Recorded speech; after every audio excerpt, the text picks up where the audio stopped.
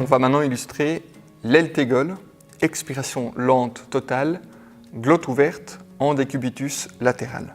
Alors pour que la technique soit réalisée de manière confortable et propre, on va d'abord essayer de monter le plinth jusqu'au niveau de la ceinture du thérapeute, un tout petit peu plus bas.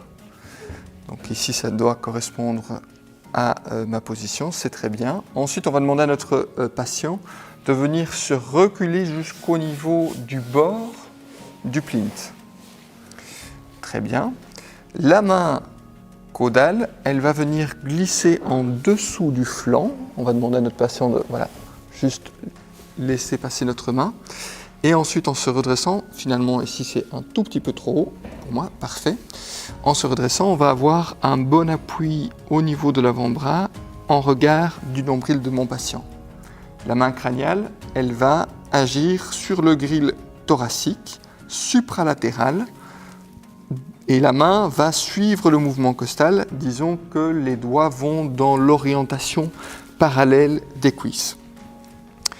Et donc, je suis vraiment contre mon patient à l'arrière. Pourquoi? Parce qu'à l'expiration, quand notre patient va expirer, eh bien, je vais comprimer l'ensemble du système thoraco-abdominal. Et donc, si je n'ai pas un bon appui derrière, qu'est-ce qui va se passer? Mon patient va simplement être déséquilibré et ce ne sera pas confortable. Donc, on y va, on demande à notre patient d'inspirer, toujours par le nez, de faire une petite pause télé-inspiratoire. Et puis à l'expiration, on accompagne. On inspire, petite pause, 2, 3, on expire. Donc la main thoracique, elle accompagne le thorax dans le sens expiratoire. La main abdominale, elle est coincée, c'est l'avant-bras qui va vraiment venir refouler le diaphragme vers le haut. Si pour une raison X ou Y, vous n'êtes pas confortable avec cette technique-là au niveau de votre poignet, il est tout à fait acceptable de mettre sa main au niveau du nombril et de refaire exactement la même technique. Et on expire. Ça dépend un peu du confort et de la préférence de chaque thérapeute à nouveau.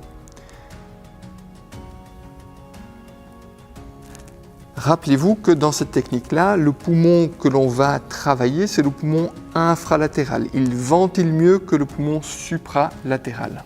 Et donc, cette technique est plutôt d'application lorsque vous avez des sécrétions qui sont plus localisées dans un poumon et vous allez travailler le poumon qui est infralatéral.